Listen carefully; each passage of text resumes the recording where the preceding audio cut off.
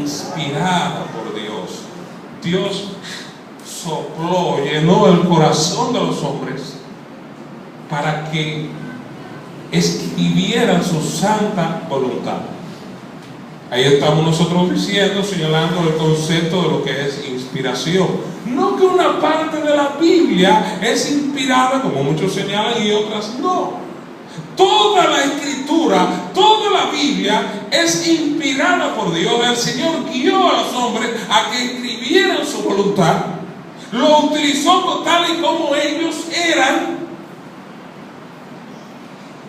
y lo guió a que pudieran escribir las escrituras. Por eso la Biblia no se contradice entre un libro y otro. La palabra de Dios es verdad. Dios es verdad y toda su palabra es verdad y veraz. Dice la Sagrada Escritura: sea Dios veraz y todo hombre como mentiroso. ¿Cuál es el mejor libro? ¿Cuál es la mejor materia? ¿Cuál es la mejor disciplina para corregir cualquier situación humana que haya? ¿Cuál es el libro que debe usarse en la Biblia para corregir a los muchachos? Lo que dice Sigmund Freud a través del psicoanálisis y todo lo disparate que dice la psicología, o lo que dice la palabra de Dios. Sigmund Freud, ¿quién fue? Un hombre pescador, igual que todos nosotros. ¿Y quién escribió este libro? ¿Quién fue que inspiró este libro a que se escribiera? Dios. Y si a ella misma dice: sea Dios veraz y todo hombre mentiroso, ¿a quién le vamos a creer? ¿A la verdad o a la mentira? Tiene que ser necesariamente la palabra de Dios. Toda la escritura es inspirada por Dios. ¿Y útil para qué? Para enseñar. Cuando hablamos de la utilidad para enseñar, estamos hablando de un aspecto preventivo de la palabra. Cuando hablamos de prevención, estamos hablando de la aplicación de la palabra de Dios en la vida del creyente. Por eso, cuando hablamos de la palabra de Dios desde un púlpito, debe ser con el propósito de alimentar a la grey verdaderamente, no para entretener. ¿Útil para qué? Para enseñar, para redarguir, palabras rarísimas, extraña, dominguera, pero no es más que lo mismo que usted hace cuando usted toma un espejo. ¿Cuál es la figura que usted ve cuando está frente al espejo? Usted mismo. ¿Qué hace la palabra de Dios con nosotros? Que nos dice: mire, Manuel, ese eres tú. Mira qué perverso tú eres. Mira cómo tú eres. Mira lo que tú haces. Mira lo que no haces. Tú eres un hombre pecador, igual que todos los otros. La palabra de Dios muestra lo que nosotros exactamente somos. Eso es redarguir. Cuando nosotros tomamos aparte a un hermano por alguna situación en la cual se ve envuelta, no agradable, y le mostramos lo que dice la Biblia, lo estamos redarguyendo de pecado. Pero también notamos que más adelante dice: para corregir lo que no nos agrada. Lo que estaba haciendo el paramédico. ¿Qué estaba haciendo el paramédico ahorita? Corrigiendo la fractura. ¿Corregir una fractura es agradable o es desagradable? Totalmente desagradable, tanto para el que está afectado por la fractura como quien la está en ese momento tratando de sanar. No es agradable, no es agradable para nadie, pero tiene el propósito, como vamos a ver al final, de que el hombre de Dios pueda crecer y madurar. Y dice también: para instruir en qué. En justicia, no cualquier justicia, no como la de nuestro país. Estamos hablando de eso. Los hombres son corruptos, pero la justicia que proviene de Dios es perfecta. allá no va el soborno, allá no va también la impunidad, allá va lo que es correcto y lo que debe de ser. Para instruir en justicia, y aquí viene el propósito, a fin de que el hombre de Dios sea como perfecto, en otras palabras, dispuesto a recibir la palabra de Dios y aplicarla correctamente, enteramente preparado. ¿Para qué? Toda buena obra, la cual Dios preparó de antemano para que nosotros anduviésemos ¿a dónde? En ellas. Entonces vemos la poderosa influencia de las Escrituras del proceso disciplinario.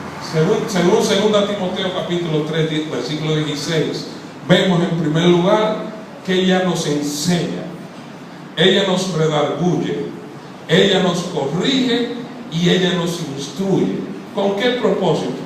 De que seamos hombres y mujeres maduros, y también, por otro lado, si estamos en una condición difícil, seamos llevados a Cristo de nuevo y nuestras vidas sean restauradas. Viendo esto, podemos avanzar diciendo lo siguiente. Esta es la definición de disciplina personal que a lo largo de todo esto hemos tenido. Disciplina bíblica, ¿qué es? Es la aplicación continua de la poderosa influencia de la palabra de Dios en la vida del creyente para librarlo del pecado, para moldear, fortalecer y perfeccionar su carácter con el fin o propósito de ser la imagen perfecta de Cristo. ¿Cuál es la meta?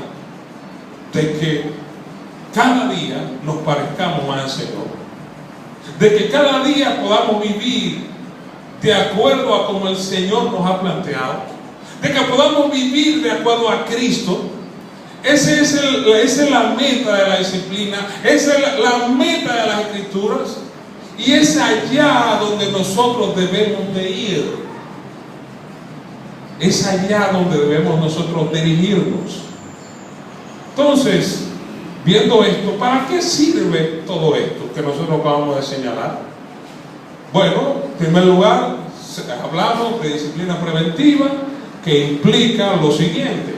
Número uno, la disciplina es preventiva cuando estamos recibiendo la enseñanza de la palabra de Dios, por un lado, y por otro lado, de acuerdo a este texto, cuando recibimos también la instrucción de ella, su fin es que maduremos. Pero también, por otro lado, la correctiva, la que no nos agrada, cuando nos redambullan, nos muestran la palabra de Dios y nos dicen quiénes somos, tiene un propósito.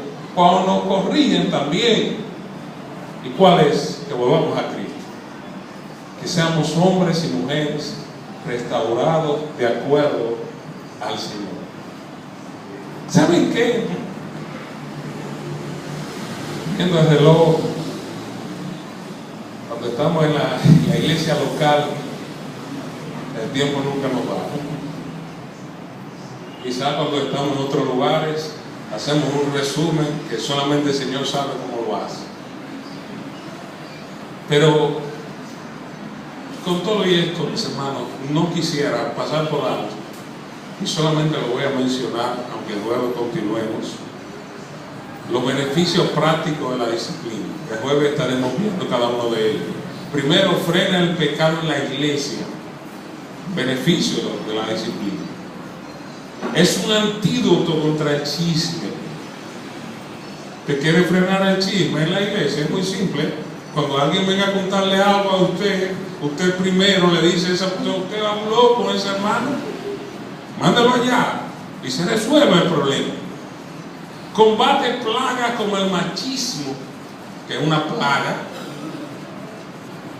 es una maldición, no proviene de Dios. Pero también el feminismo en el matrimonio, ninguno de los dos son de Dios, ninguno de los dos. Pero también otros beneficios Esta estirpa la raíz de amargura y promueve el perdón entre los hermanos, la unidad de la iglesia. Corrige las conductas perversas como el enojo, la gritería y ser maldiciente. Fortalece la relación entre el liderazgo y la membresía de la congregación. Pero también nos ayuda a detectar la apariencia de piedad de algunos miembros de la iglesia. Ahí hay uno, por fuera tiene la apariencia de ser una oveja. ¿Y adentro qué es? Es un lobo. ¿Qué dice Pablo en el libro de los Hechos, capítulo 20, versículo 28? Hablando de los ancianos que el Espíritu Santo los ha puesto por obispos. ¿Para qué? Para apacentar la iglesia del Señor, la cual Él ha ganado por su propia sangre. Pero dice más adelante: porque yo sé que después de mi partida vendrán lobos, los cuales no perdonarán el rebaño. Los lobos, en este sentido, muchas veces están camuflajeados como ovejas. Una oveja es una oveja y un lobo es un lobo. Un creyente es un creyente y un no creyente no es un creyente. Hay mucha diferencia entre uno y lo otro. La disciplina nos ayuda a eso, a ver cómo está realmente el corazón de una persona. Y no vengan usted con el cuento barato que muchos utilizan para escudarse en esto y no, un gay para que no sea juzgado. Mira, lo que es evidente, es evidente. Lo que se ve y lo que se palpa es eso, es una realidad. No saque de contexto ese texto. Porque como bien hemos dicho en innumerables ocasiones, un texto sin contexto, ¿qué es? Un pretexto. Una mentira. Nos ayuda a detectar la apariencia de piedad de algunos miembros de la iglesia. Y sobre todo, mis queridos hermanos, la disciplina promueve una vida de santidad y de piedad entre cada uno de los integrantes o hermanos de la iglesia. Viendo toda esta realidad, vemos que es importante estudiar el tema de la disciplina. Cristo habló de disciplina. Todos los grandes hombres de Dios, de una manera u otra, nos dejaron principios de cómo debemos conducirnos en la casa de Dios. La misma Biblia nos enseña, la forma o el estilo de vida que hemos adoptado después de venir a Cristo. ¿Por qué hoy hay muchas iglesias que desaparecen? O algunas que tienen y tienen y tienen y tienen, pero están literalmente muertas. Cuando uno está en la iglesia local, en muchas ocasiones no tiene la desventaja que tiene que traer mensajes frescos todo el tiempo a la iglesia. Ustedes me han escuchado muchas veces hablar de algunos temas y repetirlo una y otra vez. En algunos de ellos, anoche comentábamos con tanto Giovanni, Carolina, Jorge y Yanis, estábamos fuera de la ciudad, como un mensaje que ya ustedes a de memoria ya lo saben. Cada vez que tenemos la oportunidad de hablar de nuestra relación con Dios, relación de amistad con Dios, en otro lugar vemos la misma historia. El creyente o el llamado creyente de hoy aborrece las Escrituras, no quiere leerlas, mucho menos estudiarlas, y como no sabe, tampoco la puede decir. El creyente de hoy no quiere orar, no le interesa, entiende